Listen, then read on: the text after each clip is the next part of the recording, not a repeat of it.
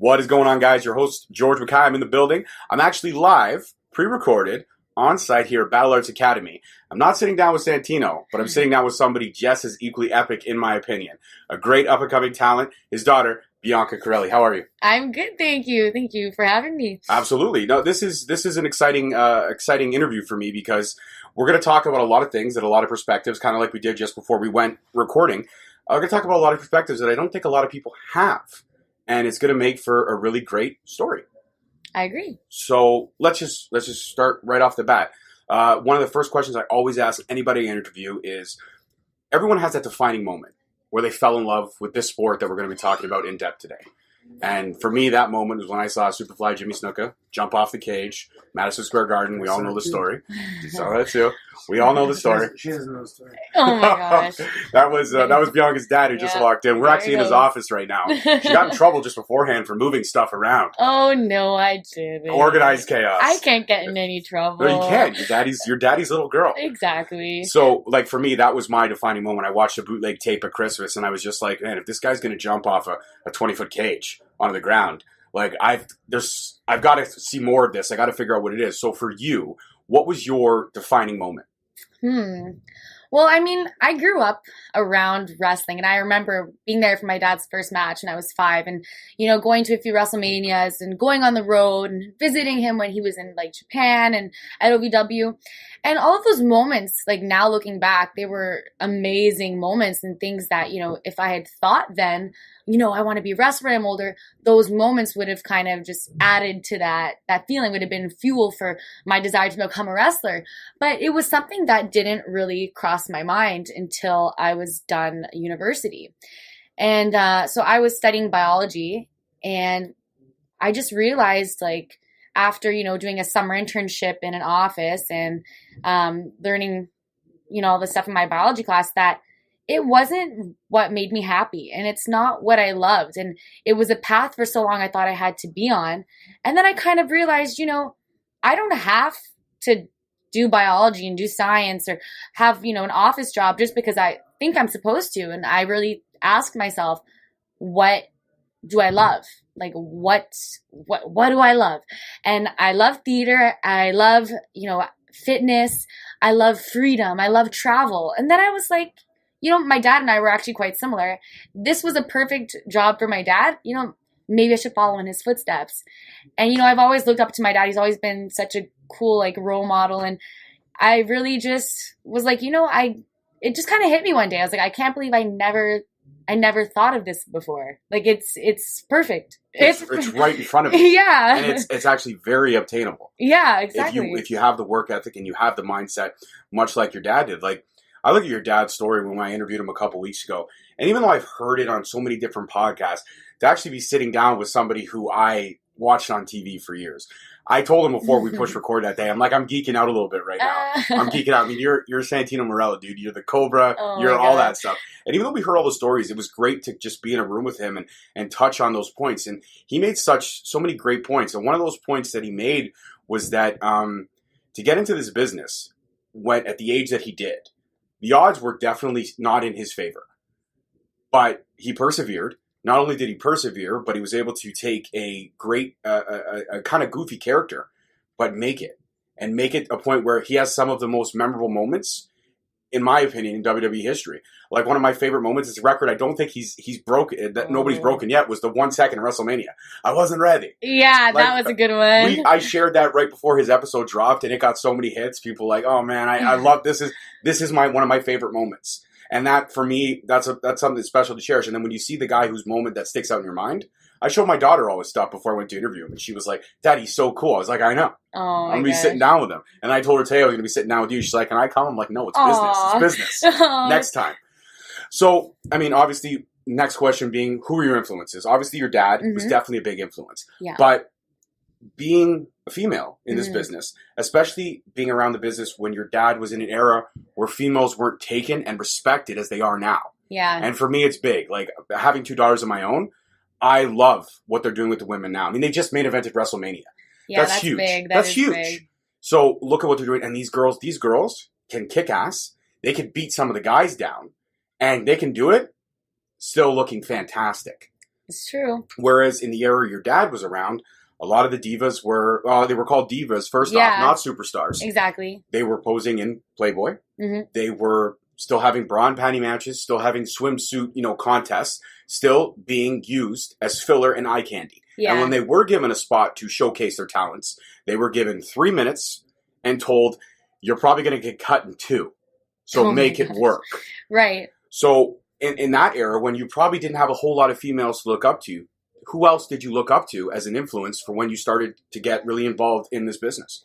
Well, the thing is, so when I was younger and I would go to the OVW and, back then the women wrestlers were divas, I did look up to all of the women because, I must have been about 12 years old and they were training just as hard as the guys. They were beautiful, athletic, and they just seemed like these super women.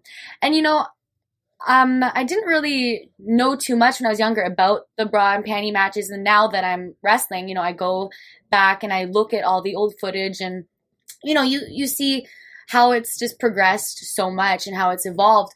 But at the same time, I don't not look up to those women because they were the ones who got this started. They're the ones who had those matches and maybe didn't like doing those matches as much as, they would have liked doing the way, the style of how matches are now. Maybe they would have loved to main event and back then it just wasn't realistic. So I look up to them as women that kind of set the way for us to have these opportunities now. But I mean, it's incredible the stuff that they're doing now. The fact that the women main evented is huge. They have the girls tag titles now. It's huge. I have to say, I do look up to a lot of the women that I kind of grew up knowing. So, for example, Alicia Fox is one woman who's been there, as also Maurice, Rosa Mendez. They're girls that I'm a big Miz guy, by the way. Oh, so you are? I'm always in favor of his wife because I'm a big Miz dude. I was a Miz dude before anybody else was. Miz is a nice guy. So, Maurice, Alicia, Rosa, those are just some of the girls that I knew before my dad was hired with WWE. And they were some of the ladies that went, through the diva phase and that are still there now in this new era for women. So I totally look up to them. I totally respect them. I think in terms of influences, you have to love the Trish and Lita whole feud there. They're awesome. And it was so cool to see them in the women's pay-per-view as well.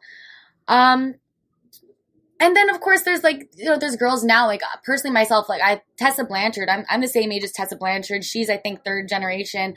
I'm 2nd generation. So I think she's pretty cool. And I like to see someone my age, someone with my dream doing her thing. And she has a lot more experience, I think, at this point than I do. So, I kind of, I look up to anyone that's just pursuing their dream and just is able to identify the adversity and then appreciate the opportunities that they have now. And that's what I'm trying to do, is just learn as much as I can and train as much as I can and figure out where I am going to fit in this big WWE puzzle. Yeah, it's definitely, there's a lot of paths and avenues you can go, and it's not just the WWE. There's so much actually out there now. That is true. I actually had a great interview I did last week. The episode's dropping, it would have already dropped by the time this one airs. But it was with a guy named Jan Murphy. Mm-hmm. He runs, he's been writing and blogging about WWE for years. He goes out to all the events. They bring him out. He gets the red carpet treatment because he just really treats WWE with just all that passion that we all have for the business. Right. And he touched on a great point about the fact that, I asked him, I said, AEW, do you think there's another war brewing? Because we know WWE's at their best when their backs are kind of against the wall. And he broke it down to me like this. He said, WWE doesn't have to worry about anybody anymore. The reason is they're a global entity. They're in all these markets that nobody else has tapped into. Australia, Saudi Arabia, so forth and so on. India. They're in all those markets that nobody's really gotten into yet. And they've laid the groundwork for there to be all these promotions again and wrestling to mean something all over again. Like us here, the Ontario indie scene is great. And thanks to WWE being kind of laying the groundwork, now there's a lot of opportunities for young wrestlers as yourself to get those opportunities to decide which path you want to go. That's and true. That path might lead you to ROH. It Mm-hmm. might lead you to New Japan.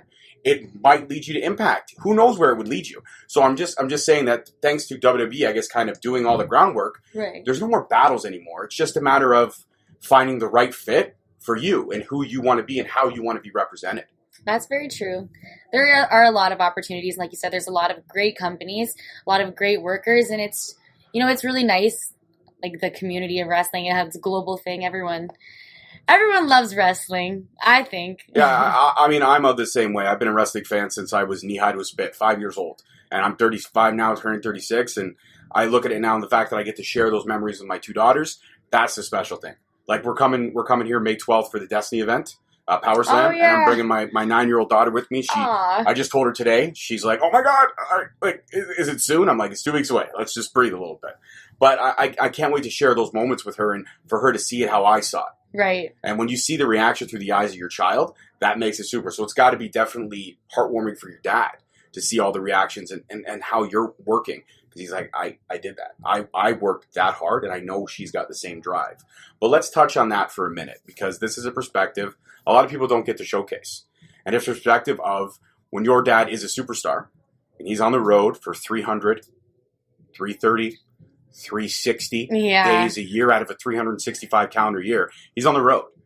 How did you deal with that as a child growing up when, all the other girls could kind of have their dad there Yeah. Monday to Friday, Saturday, Sunday, whenever? You got your dad for a couple days here and there. How did you cope with that? How did you get through it? It was definitely harder. I mean, my parents divorced when I was like 1 year old. So I kind of, was always used to living with my mom and then seeing my dad during the week. And then I think it was when I was 8, maybe 8.5, when he moved to Japan. And that's when it got hard because he was living in a totally different country in the opposite side of the world. So we had email. I actually still on my Hotmail have a folder called Daddy, and it's just filled with all of our emails back and forth. So we talked as much as we could. I actually even remember his old cell phone number when I would call to Japan. It's 011-8108-3443-6620. Don't call that now, Don't guys. call Okay, it it's not now. active. We don't know whose number that is. I don't want to get in trouble. But like, you know what I mean? Like I had to have it in my memory. I wanted to talk to my dad.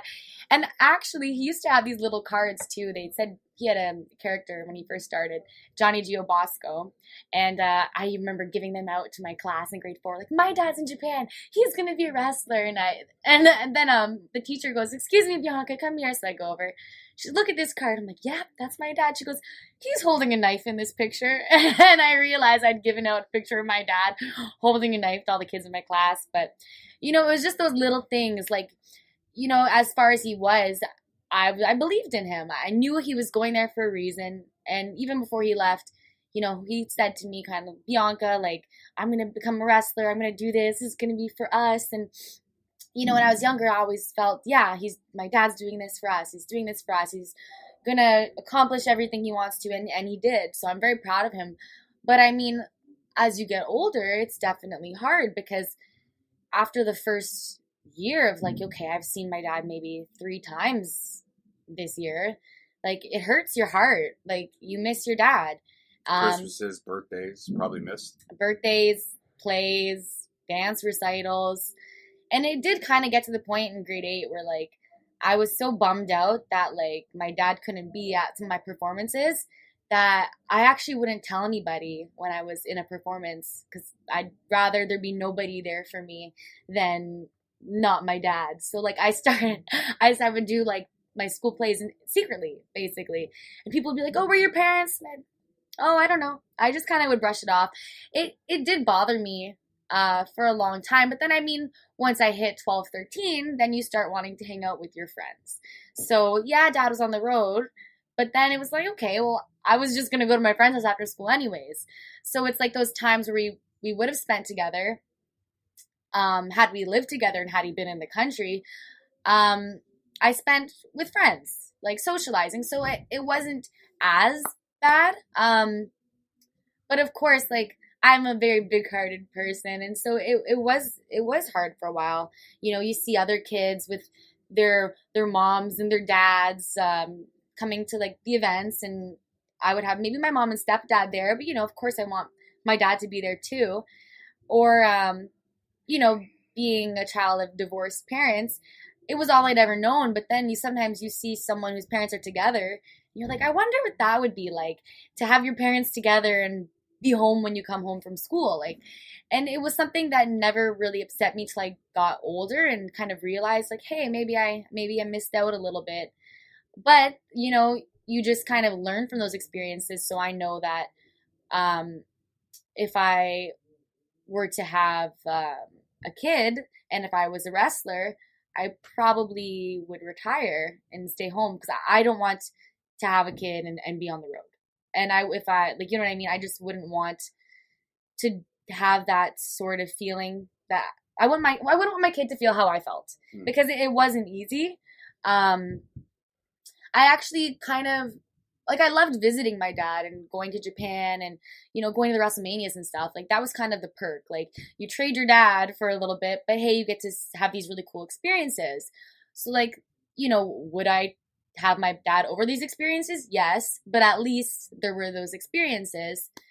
And, oh man, I think I just, I lost where I was going with that. No, you were basically saying that because, you didn't have your dad there, so you missed out on a lot. But there was a little bit of a trade-off in the experiences you got to have. Yeah. You probably got to go to multiple WrestleManias, where I myself have never been to one. Fair enough. So, I mean, don't get me wrong, that's cool, but I get it. I mean, there's a lot of times where, I've got to work late. And I know it's not the same thing, because I'm in the same zip code. But if I miss out on putting my girls to bed, it hurts. Yeah. It hurts even for a split second, because you know what? My one daughter's 9. It's not far off from 12, 13, where she's not going to want to spend time with me. Right. So I got to get those moments in while I can. And I know we talked about it on his end too, and I know it weighed on him a lot too, that he didn't have his daughter there. Yeah. And also one thing I asked him, I said, when he mentioned, and I already knew that you were training and stuff like that, and I said, when you talked to her about, getting in this business, did you tell her that, like focus on all that first, forget relationships, forget family, because if you do get up to that point, you're not going to have time for relationships, time for family. But also, too, you might meet someone and you might want to have a family, and then there may be an opportunity to have a kid. Yeah. And at that point, that's going to be a crossroads, because for you, that's going to be like, you got to work even harder to get there. But once you get there, you don't want to throw it away. Exactly. And then, life is not an open and closed book. Life moves very all over the place. It does. You could be looking, it could come and smack you right in the face. You least expect it. So it's one of those things that I guess when those happen, those are going to be those crossroad moments where you're going to, it's like that Green Day song, right? Fork in the road. You got to decide which way you're going to go. It's true. I actually remember what I was going to say when I got lost for a second. Perfect. It was that for a long time, even when my dad was Santino, like from 2006 onwards, and I did miss him, I didn't really want to watch him on TV. I was bitter. I was a bitter little girl, and I felt like, why do I want to watch WWE? Like, my dad's there, he's not here. And, me being so understanding when I was younger, saying, my dad's doing this for us. And then it's like, hey, wait a second. Like, when are you coming back? And it just, like, he didn't really come back. I mean, I think he retired, what was it, like 4 years ago, maybe a little less, maybe 3 years ago. And so now I would have been 20. So if he left when I was 8 and now I'm 20, it's kind of like, hey, Dad, you kind of missed 12 years. A lot of me growing up. But, like, honestly, he's still one of the biggest influences in my life. I look up to him so much. We have such similar personalities. My dad's one of my best friends. I can tell him anything. Like, I love my dad to the moon and back. But like I said, I was really, just bitter for a long time. And I think that's why I never thought about being a wrestler. Because it never dawned on me, like, hey, this might be the perfect job for you. Because I was kind of like, boo, wrestling took my dad, Yeah. But then once I had that moment in university where I was like, I'm not really an office person. I'm not a corporate person. And then I thought about it, like, why don't I take something that hurt me, like, for a long time and turn it into something that's positive, something to empower myself with. And that's what I'm doing right now is when I'm training and when I'm wrestling, I'm putting everything I can into this so I can turn something that made me sad for a long time into something that's going to help build me up and help give me a platform to make a difference. And that's ultimately all I want to do, is try to make a difference in this world, a positive impact where I can. And that's an amazing outlook to have. So we get through all that. You've got this epiphany now where, you know what? I love all these things that kind of wrestling has in its own little bubble. I love theater. I love fitness. I love traveling. That's pretty much the WWE resume. Yeah, it really is. So you have this epiphany. You're like, okay, I'm going to do this. I'm taking the jump. Yeah. So when did you start training? And who did you start training with? Was it your dad right away? Or did you kind of think, you know what? I don't want to mix, business and family. So I'm going to outsource to somebody else. So talk to me about that. So at the time, I was going to Western University, which was in London, Ontario. So I was out in London. And yes, we have a London, Ontario, and Canada here, guys. I got a lot of American listeners. Oh. So every time I mention a city, I got to clarify things. One wrestler was talking to me about Milton, and I had to clarify Milton for about 2 minutes on air. I'm like, okay, so Milton is in between Toronto and Burlington. I actually lived in Milton for a little bit. Great town. I like Milton. Great town. I do. Clean town. Very clean. Yes, and the escarpment is just beautiful. It is. It is. If you ever get a chance, if you're ever down there, check it out. It's worth it. So, sorry. Anyways, Western University, London. Yeah, so I was out in London, and Tyson Dukes actually just opened up his wrestling school. So my dad was like, why don't you go try out Tyson Dukes' school, learn as much as you can before school's up, and you come back home. So I actually started out there with Tyson Dukes at the Wrestling Factory. It was really cool, just because I didn't really know anything about how to wrestle. You were green. You were completely green. Completely. 100%. Oh, and here's the cool thing, too, actually. So before I actually decided, okay, I'm going to do this, I'm going to join Tyson Dukes' wrestling class, I had a dream, 4 months before I said, you know what, I think I'm going to try wrestling. And in this dream, You were holding the WWE title. I wish. that would be a cool one. I was walking down this hallway, and I saw this room with a ring in it.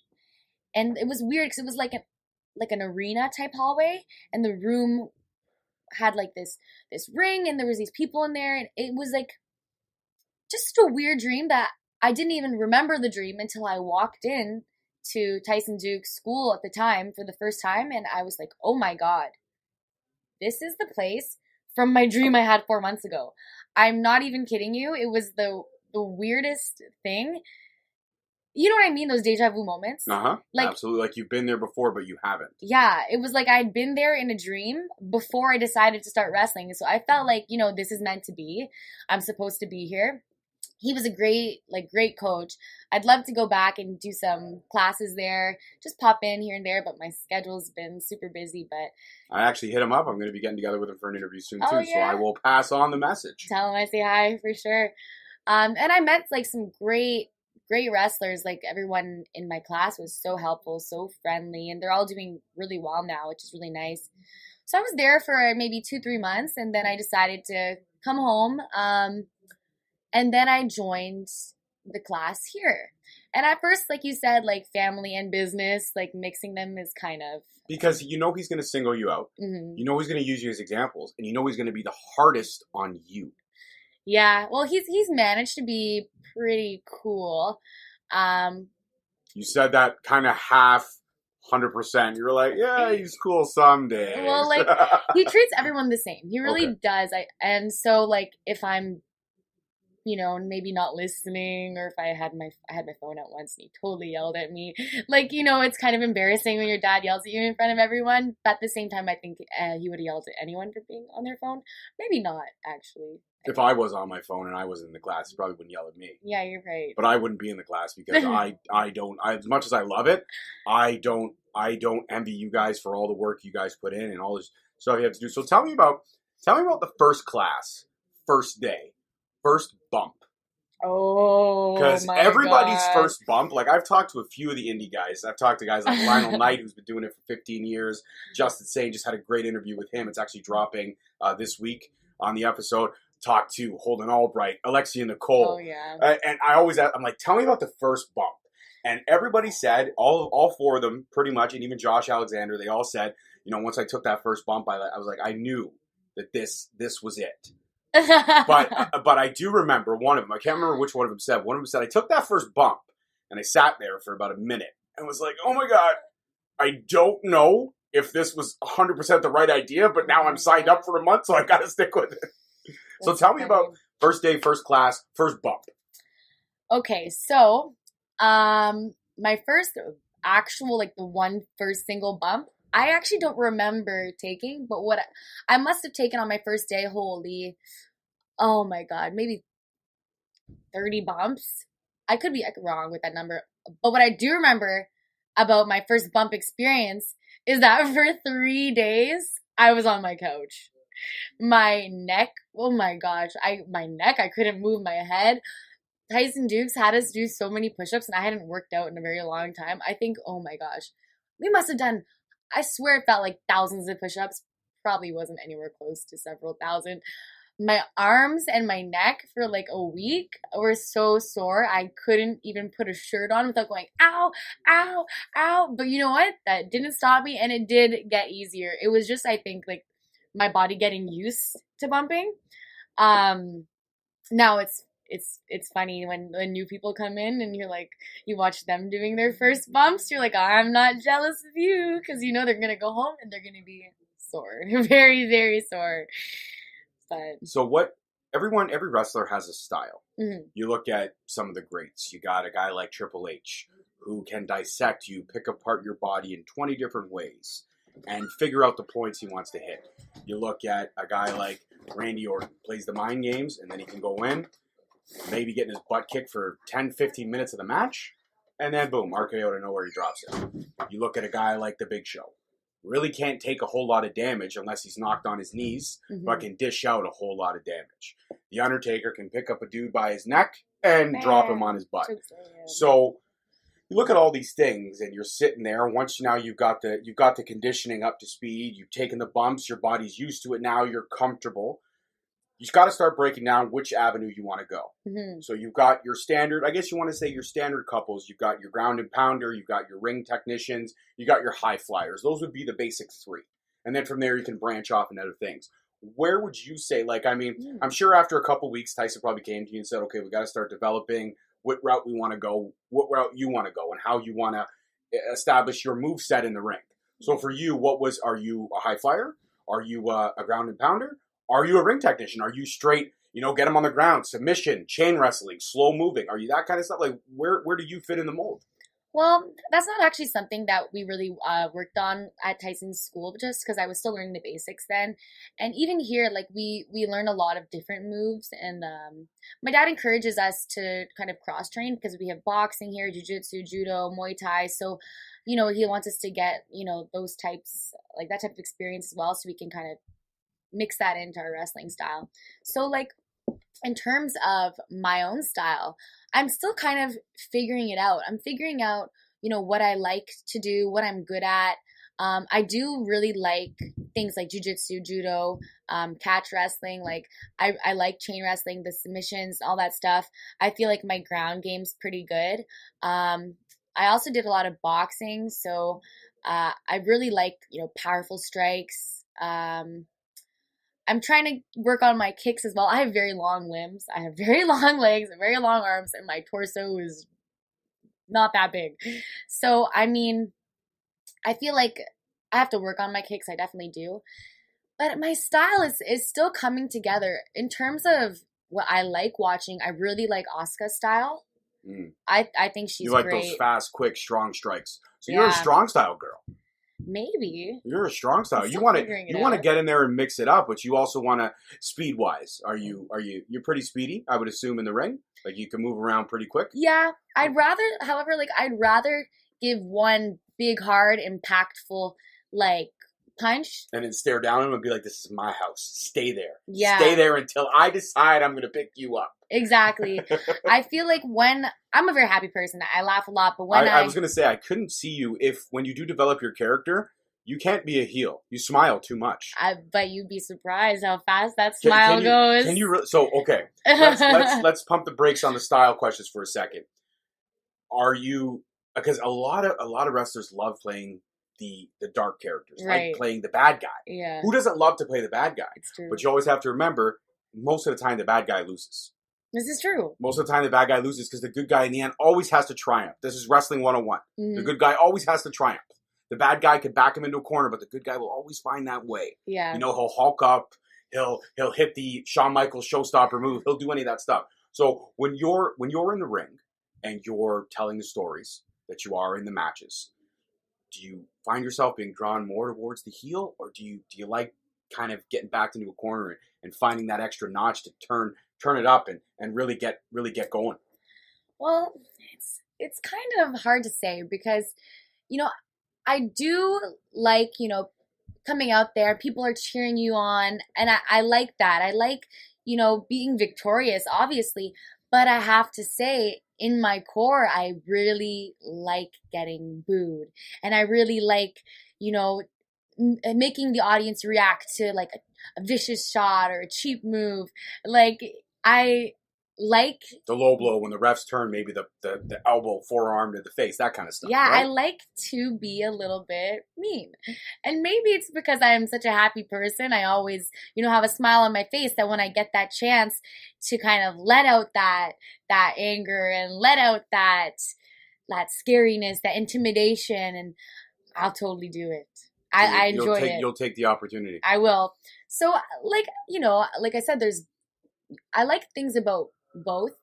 And my own personality, like there are days where I'm very happy and, I'll do a nice deed for someone and for like expecting nothing back. And then there's days where I don't want to talk to anybody. I'm just kind of in my own bubble and I might be a little bit grumpy. So, if you're amplifying. And those are the days when you haven't had your coffee yet. Exactly. Or my coffee was made wrong. Oh. No, I drink my coffee black anyways, so they really you can't really scrub black coffee. You can't unless they give it to you. Sometimes they give you the bottom of the barrel in the with the graft, and it's yeah. Make me a fresh pot at least. God, put some effort into it. So I got to go to Starbucks. There you go. Yes, we talked about that before the show too. So, in terms of your first, so how long have you been training for currently now? Well, I started last year, I think beginning of April or end of April. So it's been about a year. Yeah, it's been about a year now. Okay, so have you had your first match? Because I know Battle Arts they have their own, put on their own shows and stuff like that. Your dad was actually mentioning to me that they're working on actual scripting and storylines and stuff. So if I can catch his ear today, I wouldn't mind. I've got a whole bunch of storyline ideas running around in this crazy head of mine. Ooh. So I wouldn't mind actually pounding with you two after the show if we could. But in terms of your first match, being out there in front of a crowd, nerve-wracking, you walk out, Dad's there. He's watching because he's got to take notes and show you guys what tape, probably the next class, show what you did great, what you didn't do great, what you definitely need to work on, what you absolutely stunk at, because everybody makes mistakes. This is true. First match, talk me through it. Tell me about your feelings, your emotions going into it. Let me set the scene. Can I set the scene for you? Yes. All right, so the other match is almost done. Oh my gosh. You're coming up to the curtain. You know your music's going to hit. It's your time. You're going to walk out in that curtain. Oh. You're getting loose, maybe shaking it off. Try not to throw up. Pretty much. Try not, you got butterflies, pit of your stomach. You're like, oh my God. Okay, it's going to happen. Other match, 1, 2, 3, boom, winner, hands raised. They roll out of the ring, they leave. It's kind of like that buzz in the audience. They're like, all right, who's coming out next? Bam. The music hits. Curtain pulls back. Tell me about that first moment walking out in front of that first crowd. Oh, man. That was a great picture you painted. And yeah, I can still feel it in my stomach. It was definitely butterflies. Definitely a little bit nauseous. Tried not to eat too much, so I didn't get sick. But luckily for me, my first match was a tag team match. So I wasn't walking out there by myself. I was walking out there with one of our girls here, Nessa Love, I believe it was. And so it was kind of a little more comforting not being out there by myself. But still, it was nerve-wracking because I'd only been wrestling for 2 months. Wow. Yeah, and my dad just kind of said to me, I want you to come down to Mississauga because I was still in London at the time. And I want you to have a match. And I remember saying to Tyson, do you think I can do this? I'm like, I've only been practicing for 2 months. I don't know if I'm ready. He goes, hey, trust your dad. If your dad says you're ready and he wants to have a match, do it. And I said, all right, I guess I'm going to do it. So I went out there and I was so nervous. And, we got through the match. I got to win, which was great. I won my first match, which was very exciting. And you know what? I even wrestled my first match. Now this is cool. In a tank top that I had gotten for free at my dad's first wrestling match.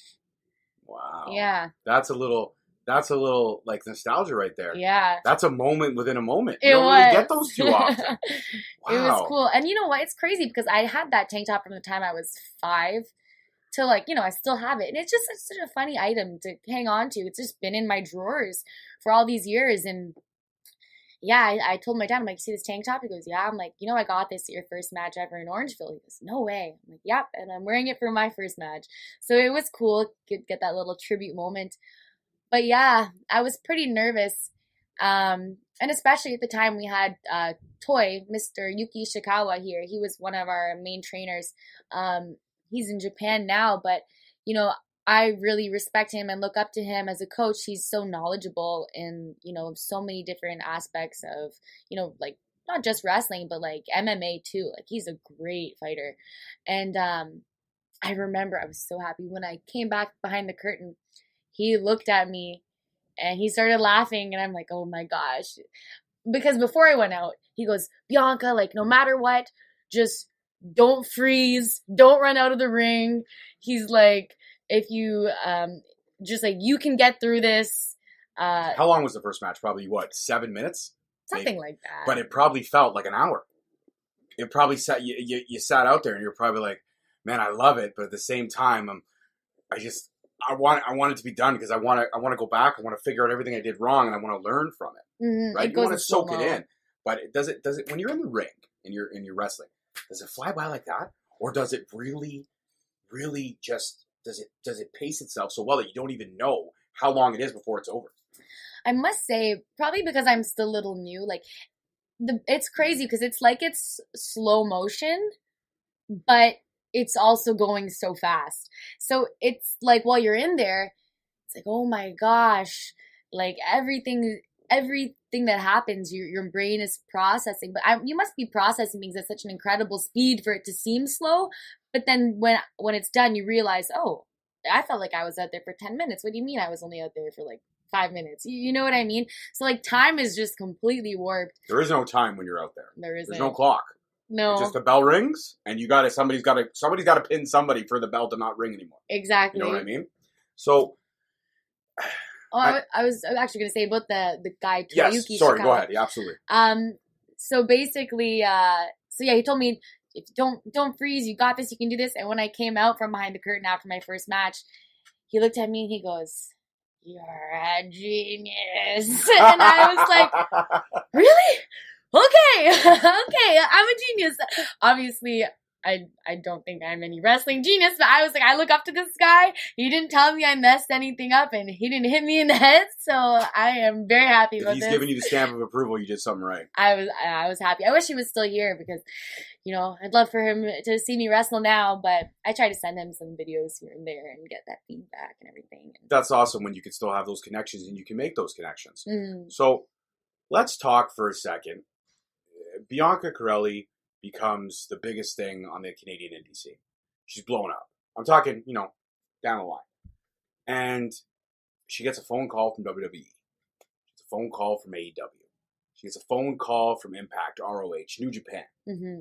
All 5 contracts arrived to the house the same day. Uh-oh. If you had to, hypothetical only, which road would you go down? If you had your pick of all of these organizations, and these are, I'm mentioning the top tier ones. Even though AEW is not really top tier because we haven't seen what they can do yet, but you still got to mention them in the conversation. Right. You had an opportunity to go and mind you, take the talent into account. Who do you want to wrestle with the most? Because everyone's got their cream of the crop. And everyone's got those, like you said, you got Tessa Blanchard over there in Impact doing her thing. You've got the ladies in ROH. You got Asuka in WWE. I know you already mentioned her. If you could tangle with Asuka, you'd probably be like, oh my God, yes. That'd be crazy. But then you can't forget about the ladies in New Japan and what they're doing, and also who AEW has signed. They got some pretty strong women in that division as well. So take talent into account. Where would you go if you had your pick? I mean, like you said, all those companies are great, and they all have, things about each of them that make them unique and make them special. For myself, the goal kind of is WWE, just because I really, like I said, I want to follow my dad's footsteps, and he was there, so I kind of want to be where he was. I also know what it's like already, which is comforting for me, to know exactly what it's like being on the road with WWE, so it's not such a big, jump, I feel a little more comfortable. But like, I wouldn't not work for any other companies. Like Ring of Honor is amazing. Impact's great. I've done a couple things with Impact, and I really like their production. And there's like, I feel like staff is the wrong word. Their staff. I like everyone who works for the company. Their crew. Their crew. That's the right word. Yeah, the whole Impact crew is awesome. Super nice. AEW, that'll be cool to see what. It's coming around the corner, May 25th, double or nothing. It's coming. I'm excited. I know the first pay-per-view, like before it was officially AEW, that was really well done. It was really cool. I mean, you never know.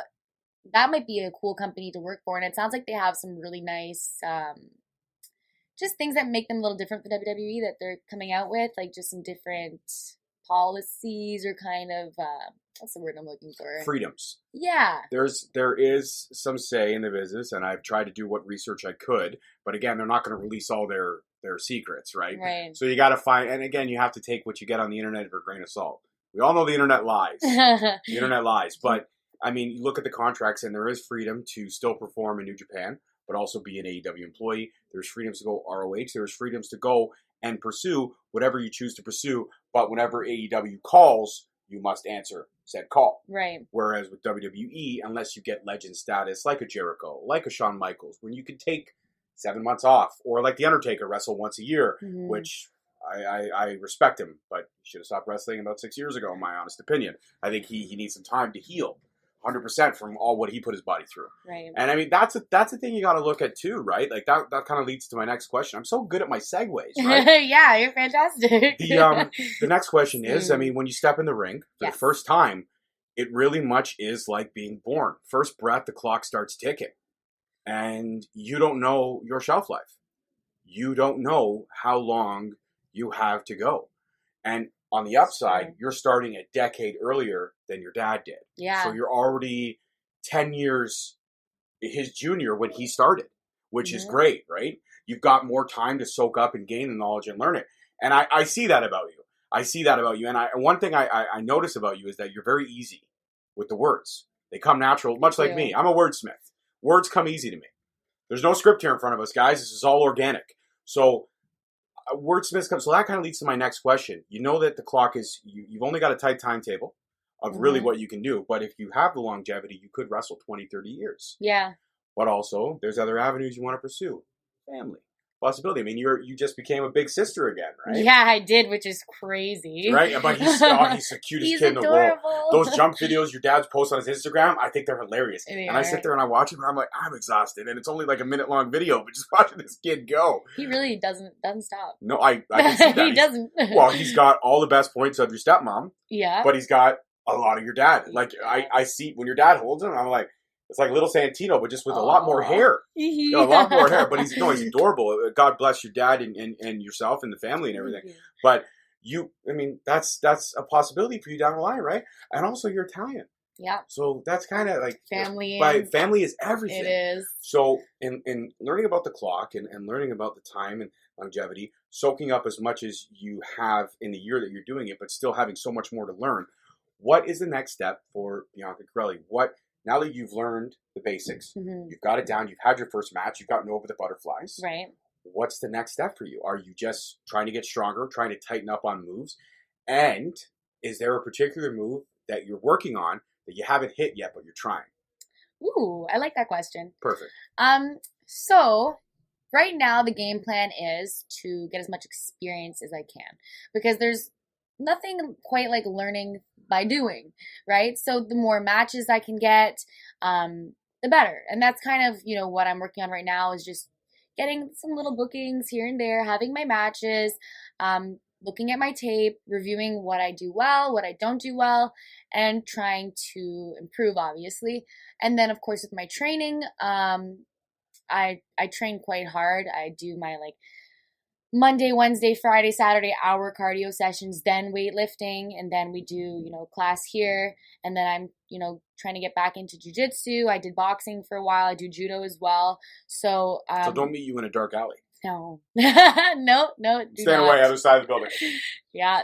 I'd like to think I could be a force to be reckoned with, but I haven't really put, the dark alley thing to the test, nor do I think I will. Let's not do that. That's on record, and if something happens, your dad's going to be like, who told you that? Oh, my Oh, God. it was the guy from Straight Chalk. Let me go snap his leg. Just a short drive away. Yeah. I'm William Brampton. Uh-oh. Now he knows where to find you. But yeah, so I'm always, looking at videos of matches, the people, that I like their styles. Like, I watch a lot of the old stuff too, like from the early 2000s, 2010s. I look at a lot of the women's matches, also the men's matches, and just kind of study their move sets. I see what I like, what might suit my personality, my body type, my style, because I'm just figuring all that out. But as much as I'm not really a high flyer, I do love the ropes. I love the ropes. I would love to get like a moonsault. Like that would be cool. I have a decent frog splash right now. I like going off the top rope, I do. But that would definitely be something that I want to work on. Just really cool, like high flyer moves would be sweet. But they are dangerous, so you got to be careful. They do shorten that clock we talked about, right? They do. They take minutes off. I mean, you look at a guy like Jeff Hardy, right? Enough said. We're talking. This guy dove off of second tier balconies, went off of 25-foot ladders. It's not. You got to be a different breed when you climb those ropes. Yeah, you have to be confident, and that's the thing. Like, if you're gonna do a move and you don't know if you're gonna land it, you're probably not gonna land it. You have to believe that you are. You gotta believe that you're gonna go out there every time and you're gonna execute the game plan 100%. Mm-hmm. Tell the story you want to tell, and walk out knowing. And walk out. That's the most important. And walk out, knowing that you and the person you stared across the ring, your dance partner, knowing that you two achieved exactly what you wanted, what story you wanted to tell. Yeah. I mean, it's a lot of fun, and I guess, like, since I've only been wrestling for a year, there's a lot of learning still I have to do, and a lot of, like, smoothing out of the bumps, or however you want to say it. Yeah. So, I mean, I'm willing to try different moves out, explore different styles, and see what I can take from my classes, like jiu-jitsu, boxing, judo, and how I can maybe take some moves from there and put them in the ring. Like right now, I really like using this judo throw my dad taught me in my matches. It's a really great move. It looks nice. If no one's taken that judo throw before, it's not too hard to get them over with it. So, yeah, I'm always looking for new ideas and trying new things. Nice. So I see the drive, I see the passion, I'm all about it. This has been a great interview. It really has. It's been a lot of fun to talk to you. But one question I gotta ask, because it's burned a hole in my pocket here. I gotta get it out. Dun, dun, dun. Dream match. Ooh. Past, present, or possible futures. Because you see what's out there, and nothing's off limits. We're talking all active rosters. We're talking indie rosters that maybe some of my fans here may not know about, but no off limits. One wrestler, one type of match. Okay. So it doesn't have to be a straight wrestling match. We can go Hell in the Cell. We can go, we can't go Elimination Chamber because then you got to give me 5 people. So let's go one-on-one matches. Okay. We can go Steel Cage, Hell in the Cell, Falls Count Anywhere. Any style, or we can even just go classic one-on-one, pinfall or submission match. But dream match. Who would Bianca Carelli love to stare across the ring if she had the opportunity to? Wow. That is such a good question, because there's so many amazing female wrestlers from the past, from currently, and just so many I know on the indie scene that, have so much potential to be so big in the future. So that's a great question. But, I have to say, when you said dream match, I'm a hippie with my dreams. I actually had a dream a couple months ago, which was weird, that I was wrestling at Impact. It was cable. In my dream, Scott was there. Gail Kim was there. Scott Moore and Gail Kim. And they were like, okay, Bianca, we're going to film this match. There's no audience, but it's going to go on our live show. And in this dream, I was wrestling with Tessa Blanchard. And I know I already mentioned her before, but I think we're the same age. We're both, generational wrestlers. And I really like that presence she has in the ring, her intimidation factor, her like, just her stature is very, like, dominating. Like, she wants to win, and I'm the same kind of person. When I get in that ring, like, if I feel like someone's trying to give me that energy of they're gonna beat me, I exude that energy back 10 times more. Like, I love competition, and I feel like she also loves competition. So when you get two competitors, two alpha females, neither one of them want to lose, neither one of them want to back down, that I feel like is where the magic in the ring happens. I feel like if I had more experience, which I will down the road, I feel like her and I could have like a really great match, maybe even like a rivalry, just because I can identify her drive and it's very similar to my own.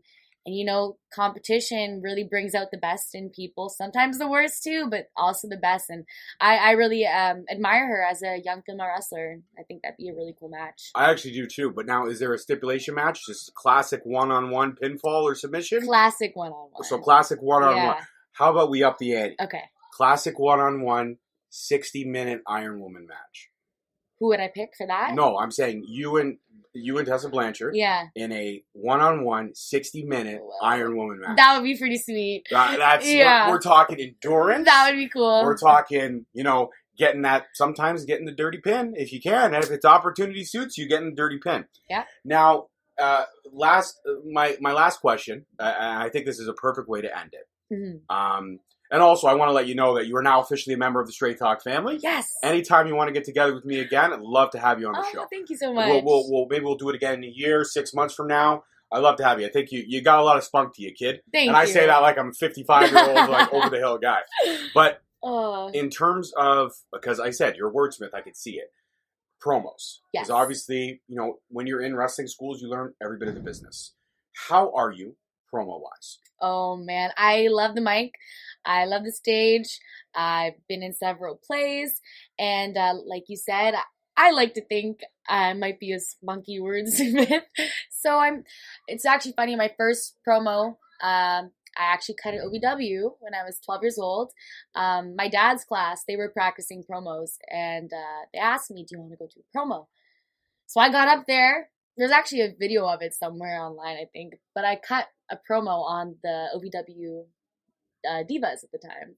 And apparently, I remember my dad saying this, at the time, Alicia Fox, she was still really new, she was having apparently a little bit of trouble with her promo, and apparently I cut my promo, and she goes, what the heck, Anthony, your daughter was better than me, and I was 12, so it's pretty funny.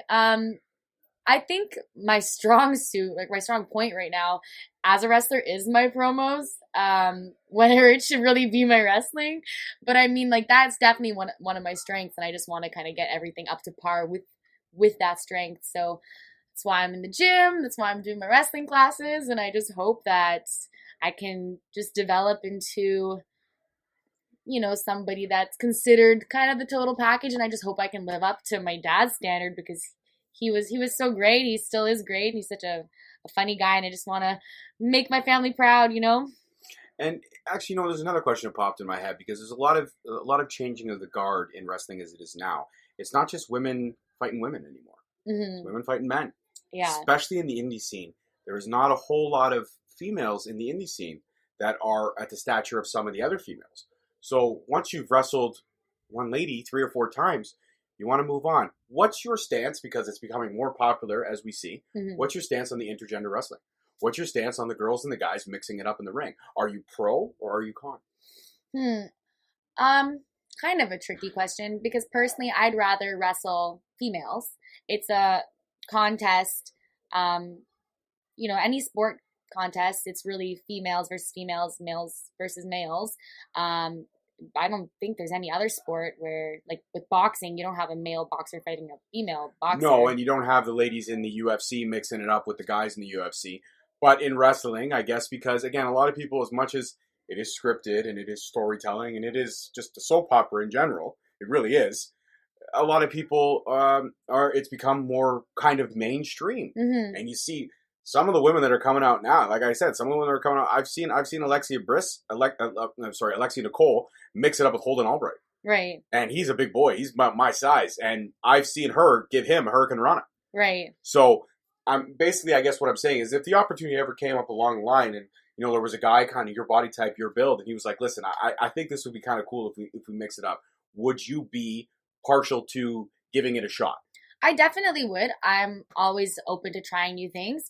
The only thing is, with indie wrestling, especially in Ontario, like there's not that many women wrestlers, like you said. So sometimes you might end up wrestling a guy, but I don't want to take spots that could go to girls away from girls. So like, let's say there was a show and they only had, they were only going to have one female match, like one match with a female. But now my opponent is a guy. I feel like, one of my fellow women wrestlers maybe could have been in the match with me. So like, I don't really want to take away matches from other girls. So by me accepting male opponents, I might be doing that, but I also might not be doing that. So like, you know what I mean? Like, I want to make sure that if I say, oh, I only want to wrestle guys, I'm taking away from the girls. And like with this, the women's evolution and the women's wrestling, like I want to see women get these opportunities as much as they can. But I also think that wrestling people of different sizes, maybe different genders as well, kind of gives you different experience in the ring, and you can learn from that. You can take away from that many things. Whatever you can get out of it, you can take. So, I mean, if the opportunity presented itself, yeah, sure, I would do it because there's something to take from that, and I want to learn as much as I can. I can talk to you for hours. You're awesome. All right, so one thing I always like to do at the end of every episode, if you're okay with it, I play a little game. Sure. Little game is called word association. Okay, cool. I'm going to throw out a wrestler. Okay. And you're just going to say the first word that pops in your head. Uh-oh. No thinking. You just got to do it. Okay. Are you ready? Yeah. Okay, right off the bat. Easy one. Santino Marella. Dad. Okay. Alicia Fox. Cool. Tessa Blanchard. Strong. Josh Alexander. Amazing. Now I'm running. Okay, Triple H. Big. Mick Foley. Sacco. You threw out Sacco. I love it. The Rock. Stone? Okay. I just a rock thing with Stone. Yeah. Like Rock, Stone. I got it. Okay. And finally, The Miz. Awesome. All right. Well, that's it. Bianca, thank you so much for being on the show today. Thank you so much for having me. It was fun. And like I said, you're more than welcome to come back anytime. Guys, don't forget to tune in next week for another great episode. As always, I'm your host, George Mackay. Thank you so much for listening. And we're getting the heck out of here. Peace. Yay. Thank you all so much for tuning in. Catch us every Wednesday at 7:30 on Spreaker, Stitcher, Spotify, iHeartRadio, iTunes, and Google Play Music. Also, be sure to follow us on our social media platforms, Facebook and Instagram at Straight Talk Wrestling, and Twitter at _Straight Talk.